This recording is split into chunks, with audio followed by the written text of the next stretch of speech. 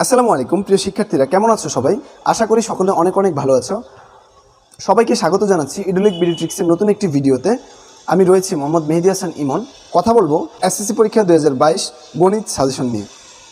তো তার আগে আমি দুটো কথা বলে রাখি, সেটা হচ্ছে গণিত এমন একটি সাবজেক্ট বা গণিত এমন একটি বিষয় যেখানে তুমি ফেল করাটা যতটা ইজি এবং A+ পাওয়াটাও কিন্তু ততটা ইজি। এর কারণটা হচ্ছে তোমরা অবশ্যই জানো যে গণিতে যখন একটা সৃজনশীল তুমি করবা, যদি অ্যান্সারগুলো মিলাইতে পারো এবং অঙ্কটা যদি ঠিকঠাক মতো হয়ে যায়, তাহলে কিন্তু তুমি 10-এ 10 পাবা, তোমাকে মার্ক কমানোর কোনো সুযোগ নেই। আবার ঠিক সেম তার বিপরীত, তুমি সম্পূর্ণ অঙ্কটা ঠিকঠাকভাবে করে আসছো কিন্তু শেষে দিয়ে এসে তোমার রেজাল্টটা মিললো না, তখন কিন্তু তুমি 10-এ একদম শূন্য পাবা। সুতরাং বলাই যায় যে খুবই সেন্সিটিভ একটা বিষয়। তো যখন তোমরা অ্যান্সার করবা তখন অবশ্যই একটু বুঝে শুনে মাথা খাটিয়ে চিন্তা ভাবনা করে অ্যান্সারটা করবা। এরপর দ্বিতীয় যে বিষয়টি, সেটি আমাকে আজকে 2 দিন ধরে অনেকেই ইনবক্স করছো যে ভাইয়া আসলেই গণিতে কি আমাদের কোনো বিভাগ থাকবে কিনা। আমি তাদের উদ্দেশ্যে বলতে চাই, একটু ভালো করে বুঝো যে গণিতে কোনো রকম বিভাগ থাকবে না, এবং এইটা তোমাদের জন্য একটা বেস্ট অপরচুনিটি হতে যাচ্ছে, যা বিগত 10 বছরে হয়নি বা আগামী 10 বছরে হবে কিনা আমার সন্দেহ।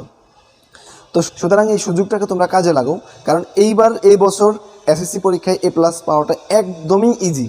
দেখো কিভাবে ইজি, তোমাদের আমি 4টা অধ্যায় সাজেস্ট করবো, যে 4টা অধ্যায় তোমরা ভালো করে করবা এবং A+ নিয়ে চলে আসবে, সোজা কথা। তো তোমরা একটু ভিডিওটি শেষ পর্যন্ত দেখো, কিভাবে মানে কতটা সহজে গণিতে A+ পাওয়া যায়। তোমরা ভিডিওটি দেখলে অবশ্যই বুঝতে পারবা যে আসলে গণিতে A+ পাওয়াটা এতটা ইজি। তাহলে দেখো আমরা মূল আলোচনায় চলে যাই। সেটা হচ্ছে দেখো এসএসসি এক্সাম, যেখানে হচ্ছে সেট, বীজগণিতিক রাশি, আমি এখানে 3টা দিয়েছি। একটা হচ্ছে সেট, বীজগণিতিক রাশি, আর একটা হচ্ছে সূচক। এই 3টা অধ্যায় থেকে 3টা প্রশ্ন থাকবে। এখন দেখো আরেকটা কথা আমি তোমাদেরকে বলে নিই, সেটা হচ্ছে এই সেট থেকে অনেক সময় দেখা যায় যে তোমাদের প্রশ্ন আসে না, আবার অনেক সময় দেখা যায় আসে। তাহলে এটার মধ্যে নিয়ে আমরা কনফিউজড আছি যে সেট থেকে আসবে কিনা। এবং যদি সেট থেকে না আসে তাহলে বীজগণিতিক রাশি থেকে আসবে 2টি। বুঝছো কথাটা?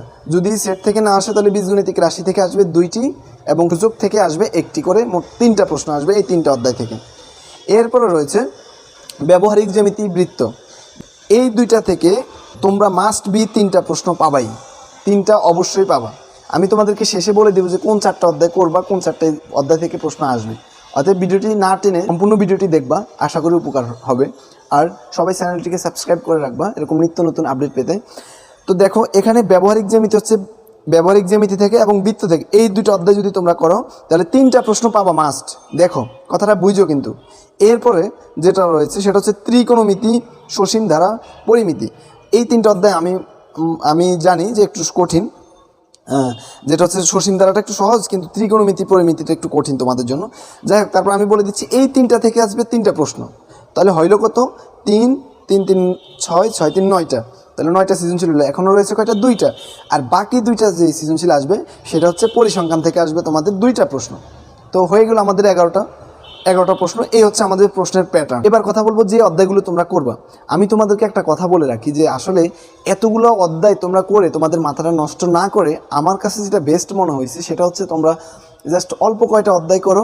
যেমন অনলি 4টা অধ্যায়ও যদি করো তাহলে তোমরা কিন্তু A+ নিশ্চিত পাবা। কিভাবে? দেখো আমি তোমাদেরকে সুন্দর করে বুঝিয়ে দিচ্ছি। এখানে দেখো আমি বলছি তোমাদেরকে বীজগণিতিক রাশি থেকে 2টা আসতে পারে, আর যদি সেট থেকে যদি না আসে বীজগণিতিক থেকে আসবে 2টা। তাহলে দেখো তুমি সেখানে 1 নম্বর রাখতে পারো, বীজগণিতিক রাশিটা করতে পারো। এখন এটা করতে পারলে 1টা অথবা 2টা কমন পাবা।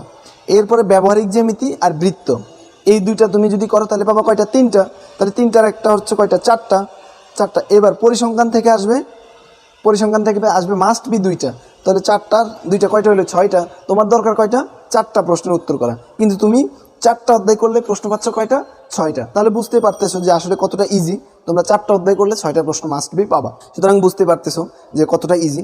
এরপর তোমাদেরকে পরিসংখ্যান সাজেশন দেওয়ার কথা বলছিলাম। তো পরিসংখ্যান আমরা সাজেশনে চলে যাই যে পরিসংখ্যানে কি কি থাকতে পারে। দেখো পরিসংখ্যান সাজেশনের মধ্যে রয়েছে মধ্যক শ্রেণীর মধ্যমান বা মধ্যবিন্দু নির্ণয়। এরপর রয়েছে প্রচুরক শ্রেণীর মধ্যমান বা মধ্যবিন্দু নির্ণয়। তারপর রয়েছে সারণী থেকে সংক্ষিপ্ত পদ্ধতিতে গড় নির্ণয়, সংখ্যার গাণিতিক গড় নির্ণয়, অজীব রেখা অঙ্কন করা। তারপর হচ্ছে মধ্যক নির্ণয়, প্রচুরক নির্ণয়, গণসংখ্যার বহুভুজ নির্ণয়, আয়তলেখা অঙ্কন। আমি আশা করছি তোমরা এগুলো কম বেশি সবাই পারো, তারপরে 1-2বার দেখলে হয়ে যাবে। সুতরাং তোমরা দেখো, যদি পরিসংখ্যানটাও যদি পড়ো ভালো করে, পরিসংখ্যান থেকে তোমরা 2টা সৃজনশীল পাবা, মানে 20-এ 20 পাবা। শুধুমাত্র 4টা অধ্যায় করে কীভাবে A+ পাওয়া সম্ভব তোমাদেরকে সুন্দরভাবে বুঝিয়ে দিলাম। তো আশা করছি তোমরা এই অঙ্কগুলো সুন্দরভাবে করবা, করে এবং মাথায় সুন্দরভাবে আগামীকালকে পরীক্ষার হলে উপস্থাপন করবা। তো আশা করছি সকলের পরীক্ষা এবং সকলের জন্য শুভকামনা, এবং আগামীকালকের পরীক্ষাটা যেন ভালো হয়, এই আশা ব্যক্ত করে আমি আজকের মতো বিদায় নিচ্ছি। আল্লাহ হাফেজ, আসসালামু আলাইকুম।